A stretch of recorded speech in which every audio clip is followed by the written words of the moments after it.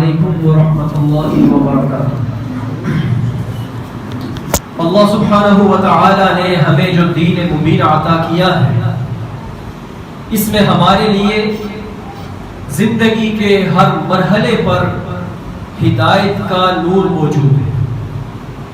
ہمیں زندگی کے معاملے میں، معاشرت کے اندر کسی بھی قسم کا معاملہ درپیش آئے تو جناب سیدنا رسول اللہ صلی اللہ علیہ وآلہ وسلم نے اس کا واضح حل ہمیں بتایا۔ انسان کی معاشرت کی زندگی میں سب سے زیادہ اللہ تعالی نے قرآن مجید فرقان حمید میں جس رشتے کو بیان کیا ہے وہ میاں اور بیوی کا رشتہ ہے۔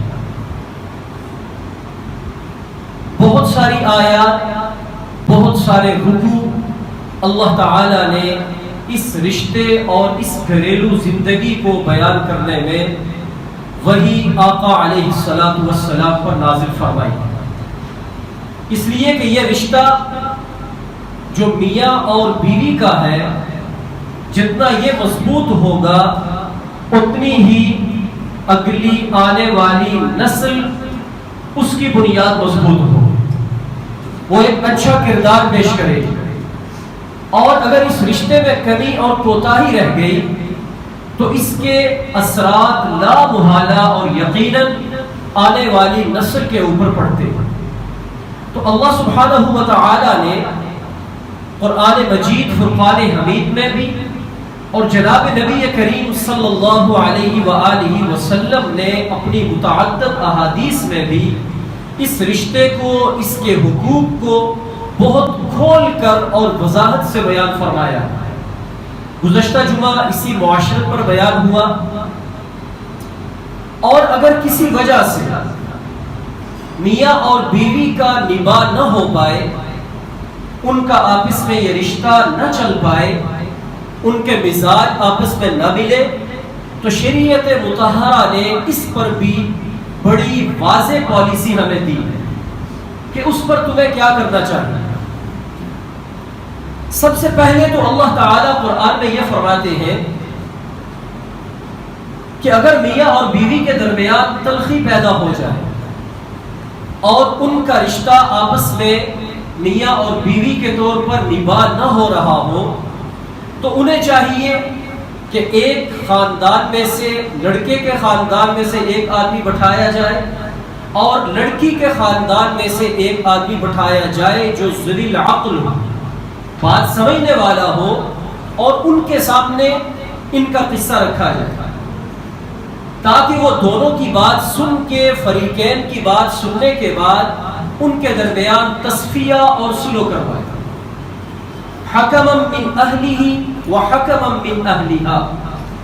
لیکن اگر خاندان کے بڑوں کو بیچ میں بٹھانے کے بعد بھی آپس میں نباہ کی کوئی صورت باقی نہ بچے، تو اللہ سبحانہ و تعالی نے آگے مستقل 2-3 رکوع اس کے بارے میں نازل فرمائے ہیں کہ پھر انہیں علیحدہ کیسے ہونا چاہیے، جس کو طلاق کہا جاتا ہے۔ اور بات آگے بڑھانے سے پہلے میں یہ عرض کرتا چلوں کہ طلاق مشروع عمل ہے، یعنی شرعاً یہ جائز ہے، ثابت ہے، لیکن ایسا جائز عمل ہے کہ اللہ کے نبی صلی اللہ علیہ وسلم نے فرمایا ان ابغض الحلال عند اللہ الطلاق، کہ اللہ سبحانہ و تعالی کے ہاں جائز کاموں میں سے، حلال کاموں میں سے سب سے ناپسندیدہ، سب سے برا کام اگر کوئی ہے تو وہ طلاق ہے۔ یعنی جہاں تک ممکن ہو سکے اس عمل کی طرف خاوند کو نہیں جانا چاہیے، طلاق کے عمل کی طرف مرد کو یہ انتہائی اقدام اٹھانے کے لیے آگے نہیں بڑھنا چاہیے، کیونکہ اللہ تعالیٰ کے ہاں یہ بڑا مبغوض عمل ہے۔ حتیٰ کہ آقا نامدار حضور اکرم صلی اللہ علیہ وآلہ وسلم نے حضرت علی کرم اللہ وجہہ سے ارشاد فرمایا کہ اے علی، طلاق سے بچنا، اس لیے کہ جب کوئی طلاق دیتا ہے تو اللہ رب العزت کا عرش کانپ اٹھتا ہے۔ یعنی اتنا اللہ تعالیٰ کے ہاں یہ مبغوض عمل ہے. لیکن یہ دنیا اختلاف کی جگہ ہے، یہ دنیا امتحان اور آزمائش کی جگہ ہے. یہاں پر ایسے واقعات پیش آئیں گے کہ جہاں آپس کے اندر رشتہ نہ نبھ سکے، آپس میں نہ بن سکے، تو اس وقت شریعت نے ایک اچھے انداز سے میاں اور بیوی کے درمیان جدا ہونے کے لیے جو چیز مشروع کی ہے اسے طلاق کہتے ہیں. اور یاد رکھیں اس طلاق کو استعمال کرنے میں ہمارے اس معاشرے کے اندر بھی اور دنیا میں بہت ساری جگہوں پر بہت بے احتیاطی اور بڑی جہالت سے کام لیا جاتا ہے. لیکن جب یہ لفظ بول دیے جاتے ہیں اس کے بعد جب عقل ٹھکانے آتی ہے، جوش اور غصہ ٹھنڈا ہوتا ہے، پھر مرد اور خاوند یہ سوچتا ہے کہ میں نے یہ کیا کام کر دیا. اب وہ کبھی کسی دارالافتاء کے اندر، کبھی کسی مفتی صاحب کے پاس، کبھی کہیں پہ جی میرا مسئلہ حل کروا دیں. مسئلہ حل تب ہوتا ہے جب آپ شریعت مطہرہ کے احکام اور اس کی روشنی میں چلتے ہیں. اگر آپ نے شریعت کو چھوڑ دیا، اپنے غصے کو استعمال کیا اور ایسے الفاظ بول دیے کہ جس سے شریعت مطہرہ نے ہمیں واضح طور پر ممانعت فرمائی ہے، تو آپ خود اپنے لیے ایک دیوار کھڑی کر دیتے ہیں اور اس کے بعد پھر آدمی مجبور اور بے بس ہو جاتا ہے. لیکن اللہ تعالیٰ کی طرف سے دوبارہ اس بیوی سے وہ نکاح نہیں کر سکتا. اس لیے ہمیں یہ مسئلہ بڑے اچھے انداز سے پتہ ہونا چاہیے. اکثر واقعات میں آپ سے عرض کروں کہ مہینے کے اندر ایسی کالز آ جاتی ہے کہ جس کے اندر خاوند بڑا مجبور ہو کر، بڑا بے بس ہو کر یہ مسئلہ رکھتا ہے کہ جی مجھ سے یہ کام ہو گیا، میں نے اپنی بیوی کو یوں طلاق دے دی، اب بتائیں میں کیا کروں. یعنی وقتی طور پر تو غصہ ہوتا ہے اور ایسی کوئی بڑی باتیں بھی نہیں ہوتی الا ماشاء اللہ. عموماً جو زیادہ تر جھگڑے گھر کے اندر ہوتے ہیں وہ زبان کی وجہ سے ہوتے ہیں کہ کسی ایک کی زبان بہت تیز ہے اور وہ اپنی زبان کی وجہ سے اس حد تک چلے جاتے ہیں کہ پھر یہ طلاق کی نوبت آتی ہے. میں نے عرض کیا کہ اپنے اندر ہم برداشت کرنا سیکھیں کہ شریعت مطہرہ نے ہمیں برداشت کا حکم دیا. اور آقا نامدار حضور اکرم صلی اللہ علیہ وسلم نے فرمایا کہ پہلوان وہ نہیں ہے جو کسی کو پچھاڑ دے، بلکہ پہلوان وہ ہوتا ہے کہ جب اسے غصہ آئے تو اپنے غصے پر قابو پائے. اسے برداشت کہا جاتا ہے.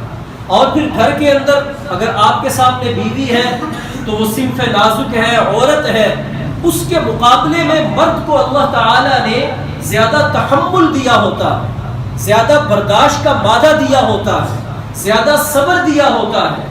کیونکہ اللہ قرآن میں فرماتے ہیں کہ الرجال قوامون علی النساء، مردوں کو اللہ تعالیٰ نے عورتوں پر قوام بنایا. تو ہمیں کیا چاہیے کہ ہم برداشت کریں. جیسے میں نے گزشتہ جمعہ میں نے کہا کہ اللہ کے نبی نے کیا فرمایا کہ عورت کو ٹیڑھی پسلی سے پیدا کیا گیا. اس کی خوبصورتی یہ ہے کہ اس کے ٹیڑھے پن کو برداشت کر کے اس کے ساتھ نباہ کرو. اگر تم کہو گے کہ میں پسلی سیدھی کر دوں، یہ ٹیڑھی کیوں ہے، تو ٹوٹ جائے گی لیکن سیدھی نہیں ہوگی. تو ہمیں اس کے مزاج کے مطابق اسے چلانا چاہیے. لیکن جب آپ دیکھیں کہ بہت دفعہ ایسا کرنے کے بعد، تصفیہ کرانے کے بعد، بڑوں کو بیچ میں بٹھانے کے بعد، کمرے الگ کرنے کے بعد نباہ کی کوئی صورت بن نہیں رہی، تو اب شریعت مطہرہ یہ بھی نہیں کہتی کہ مرد ساری زندگی اس آگ کی بٹی میں رہے، یا عورت کو شریعت مطہرہ یہ نہیں کہتی کہ اب ساری زندگی گھٹ گھٹ کے جیو، بلکہ شریعت نے انہیں الگ ہونے کے لیے ایک راستہ دیا ہے جسے طلاق کہا جاتا ہے. اور آپ نے سنا ہوگا کہ طلاق تین طلاقیں ہوتی ہیں. شریعت مطہرہ نے ہمیں یہ 3 سٹیپ دیے ہیں. یہ نہیں کہا کہ جب تک تم 3 طلاق نہیں دو گے تو تمہاری عورت کو، بیوی کو طلاق نہیں پڑے گی، بلکہ شریعت مطہرہ نے 3 طلاقیں دینے والے کو مغلظہ کہا کہ اس نے یہ حرام کام کیا ہے، ایسا کام کیا ہے کہ جو اللہ کے نزدیک اللہ کو غضب دلانے والا ہے۔ ایک مرتبہ نبی کریم صلی اللہ علیہ وسلم تشریف فرما ہے، ایک شخص نے آ کر عرض کیا کہ فلاں نے اپنی بیوی کو 3 طلاقیں دے دی۔ اللہ کے نبی صلی اللہ علیہ وسلم اپنی جگہ سے کھڑے ہو گئے غصے کے عالم میں، اور یہ فرمایا کہ ایلعب کتاب اللہ وانا حی، کیا میں ابھی زندہ ہوں اور تم اللہ کی کتاب کے ساتھ کھلواڑ کر رہے ہو، اس کے ساتھ کھیل رہے ہو؟ یعنی اتنا آپ نے اسے ناپسند فرمایا۔ اور ایسا کیوں ہوتا ہے؟ ہماری جہالت کی وجہ سے، لا علمی کی وجہ سے، کم فہمی کی وجہ سے ہم ایسا کام کر بیٹھتے ہیں کہ پھر بعد میں ہاتھ ملنے کے سوا اور کوئی چارہ نہیں ہے۔ اس لیے اول کوشش تو یہ کریں کہ برداشت اپنے اندر پیدا کریں۔ جہاں 2 برتن ہوں تو وہ بھی آپس کے اندر ٹکرا جاتے ہیں۔ جب انسان ہوں گے، ان کے مزاج الگ ہیں، ان کی صنف الگ ہے، ان کے اندر مادے الگ ہیں، اور الگ الگ خاندانوں سے وہ آئے ہیں، تو لازمی بات ہے اختلاف پیدا ہوگا۔ اس اختلاف کو اللہ تعالیٰ نے جو ہمیں اشرف العقل بنایا ہے، اس عقل کے شرف کی بنا پہ ہم برداشت کے ساتھ حل کریں، سلو کے ساتھ حل کریں، اور ذہن میں یہ رکھیں کہ اگر میاں کی طرف سے کوئی ناجائز ہو رہا ہے تو بیوی یہ سوچے کہ کل اللہ تعالیٰ اس دنیا کے خاتمے کے بعد آخرت میں مجھے نوازیں گے۔ اور اگر بیوی آپ کی کڑوی کسیلی ہے، نک چڑی ہے، بد مزاج ہے، تو مرد یہ سوچ کے گزارا کرے کہ اللہ رب العزت کل آنے والے جہان میں مجھے اعزاز اور مرتبہ عطا فرمائیں گے۔ تو اس طرح آدمی برداشت کرے۔ لیکن جب برداشت کی حد باہر ہو جائے اور آپ دیکھیں کہ اب نباہ نہیں ہو رہا، تو قرآن مجید نے بیان کیا الطلاق مرتان۔ دیکھیں قرآن نے یہ نہیں کہا کہ طلاقیں 3 ہیں، بلکہ قرآن مجید نے کیا فرمایا؟ الطلاق مرتان، طلاقیں 2 ہیں، فإمساک بمعروف، اور 2 طلاقوں کے بعد اچھے انداز سے رکھنا ہے، او تسریح باحسان، یا اچھے انداز سے اسے رخصت کر دینا۔ اب اس کی تشریح یہ ہے کہ جب آپ دیکھیں کہ کوئی معاملہ ہمارا نہیں چل رہا اور سوائے طلاق کے بعد کہیں نہیں بن رہی، ہم آپس میں اکٹھے نہیں رہ سکتے، تو شریعت مطہرہ نے، حضور اکرم صلی اللہ علیہ وسلم نے ہمیں یہ فرمایا کہ اپنی بیوی کو 1 طلاق دے دو اور اس کے بعد انتظار کرو۔ میں تمہیں طلاق دیتا ہوں، جو کام آپ 3 کے ساتھ حاصل کرنا چاہتے تھے وہ 1 کے ساتھ آپ کو حاصل ہو جائے گا۔ فرق اتنا ہوگا کہ 3 کے بعد آپ کے پاس کوئی آپشن، کوئی اختیار باقی نہیں، اب وہ آپ کے لیے اجنبی عورت بن گئی۔ لیکن 1 کے بعد جب آپ کا دماغ ٹھنڈا ہو جائے، غصہ دور ہو جائے، اور آپ سمجھداری کے ساتھ بیٹھے کہ نہیں ہمیں تو دوبارہ آپس میں اچھے انداز سے رہنا چاہیے، تو فرمایا کہ تمہارے پاس اختیار باقی ہے۔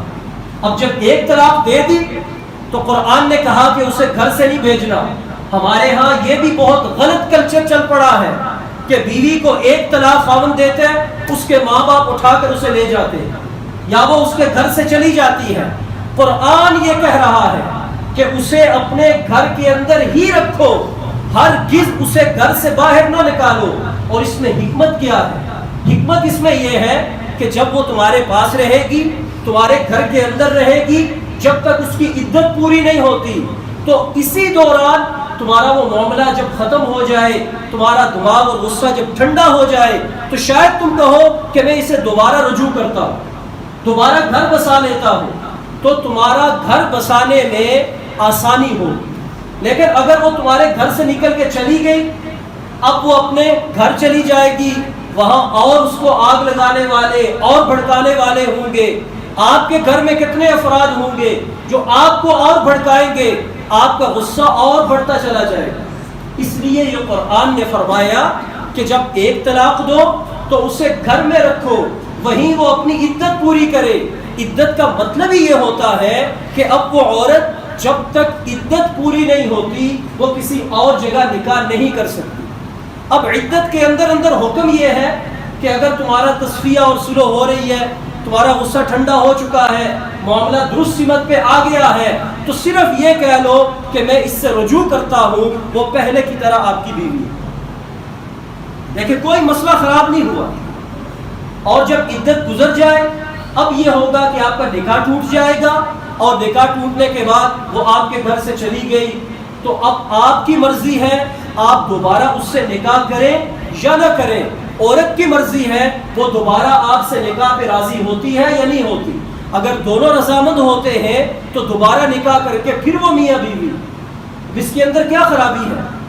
آپ کو اپنا مقصد بھی حل ہو گیا، اور اس کے ساتھ ساتھ یہ ہوا کہ جب آپ کو عقل ٹھکانے آئی، غصہ ٹھنڈا ہوا، تو آپ کے پاس اختیار باقی تھا، اور اس کے بعد پھر آپ رہیں۔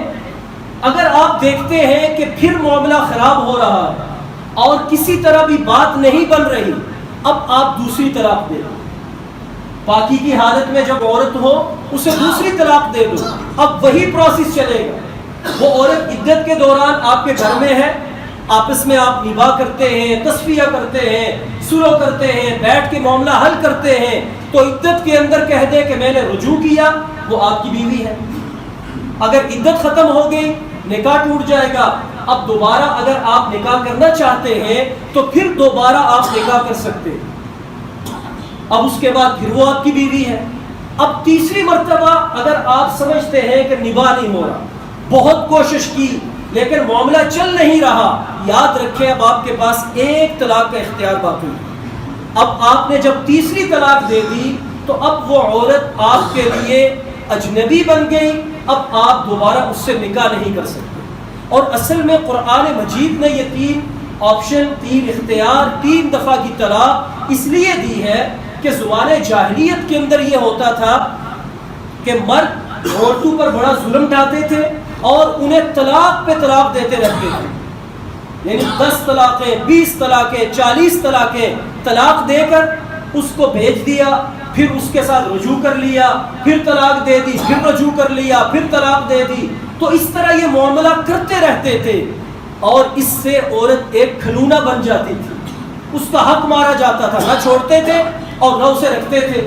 تو شریعت مطہرہ نے آ کر ہمیں یہ اصول اور قانون دیا کہ آج کے بعد صرف 3 مرتبہ طلاق دینے کا مرد کو اختیار ہے۔ تیسری مرتبہ اگر اس نے طلاق دے دی، اب وہ عورت ہمیشہ کے لیے اس پر حرام ہو جائے گی، یہاں تک کہ وہ کسی اور جگہ شادی کرے اور وہاں اس کا نباہ نہ ہو اور خاوند اپنی مرضی اور خوشی سے اسے طلاق دے، اب دوبارہ وہ پہلے خاوند کے لیے نکاح کرنا اس کا جائز ہوگا، وگرنہ نہیں ہوگا۔ فَإِن طَلَّقَهَا فَلَا تَحِلُّ لَهُ مِن بَعْدُ حَتَّى تَنكِحَ زَوْجًا غَيْرَهُ۔ اللہ کا قرآن کہتا ہے کہ اگر تیسری طلاق بھی دے دی تو اب وہ پہلے خاوند کے لیے نکاح میں رہنا جائز نہیں ہے، یہاں تک کہ وہ کہیں اور نکاح کر لے اور وہ اسے طلاق دے دے، اور پھر وہ پہلے خاوند کے لیے حلال اور جائز ہوگی، اس کے علاوہ نہیں ہوگی۔ اب قرآن نے تو بڑا ایک آسان سا فارمولہ ہمیں دیا کہ اس طرح ایک طلاق دو، پھر نہیں بنتی تو پھر دوسری دو، تمہارے پاس اب بھی اختیار ہے، پھر نہیں بنتی تو اب تیسری دے کے فارغ کرو۔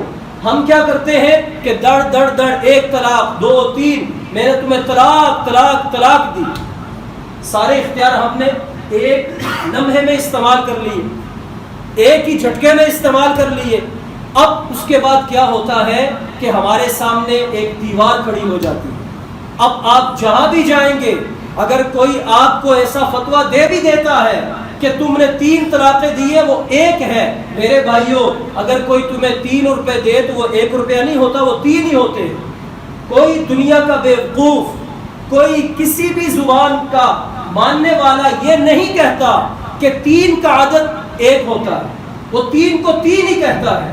اس لیے ساری زندگی کی حرام کاری میں جانے سے بچنے کے لیے ہم پہلے شریعت کو سیکھیں، اور اگر اس کی کبھی ضرورت پڑ بھی جائے تو 1 طلاق دیں، اور 1 طلاق دینے کے بعد انتظار کریں۔ اگر آپ اس سے رجوع کر لیں تو بہت اچھا، اگر نہیں تو جو کام آپ 3 سے حاصل کرنا چاہتے تھے وہ 1 طلاق سے آپ کو حاصل ہو گیا، نکاح ٹوٹ گیا۔ لیکن اگر کبھی زندگی میں آپ چاہتے ہیں کہ ہم دوبارہ آپس میں نکاح کر لیں تو آپ کر سکتے ہیں۔ تو اس لیے اس طرح کبھی بھی نہ کیا کریں کہ اپنی بیوی کے ساتھ جب تھوڑا بہت کبھی جھگڑا اور چپکلش ہو گئی، غصہ آ گیا تو میں تمہیں 3 طلاقیں دیتا ہوں، میں تمہیں طلاق طلاق طلاق دیتا ہوں. یاد رکھیں اس طرح کرنا اللہ رب العزت کی کتاب کے ساتھ کھیلنا ہے، حرام کام کرنا ہے، اور ایسا حرام کام ہے کہ اس کے بعد آپ کے پاس پھر کوئی اختیار باقی نہیں کہ آپ نے تینوں فائر اکٹھے کر دیے. اس لیے اس معاملے کو خوب سوچ سمجھ کے کرنا چاہیے. اور پھر دوسری بات یہ ہے کہ میں آپ حضرات سے پھر یہ کہتا ہوں کہ یہ سارا جھگڑا زبان کے بول کی وجہ سے ہوتا ہے. اپنی زبان کو قابو رکھیں، زبان سے اچھا بول بولیں، زبان سے ایسا بول نہ بولے کہ جس سے خاوند کی دل آزاری ہو، جس سے بیوی کی دل آزاری ہو، تو پھر ایسے معاملات بہت حد تک رک جاتے ہیں. اللہ رب العزت ہمیں جانبین سے ایک دوسرے کے حقوق ادا کرنے کی توفیق عطا فرمائے. وآخر دعوانا الحمدللہ رب العالمین.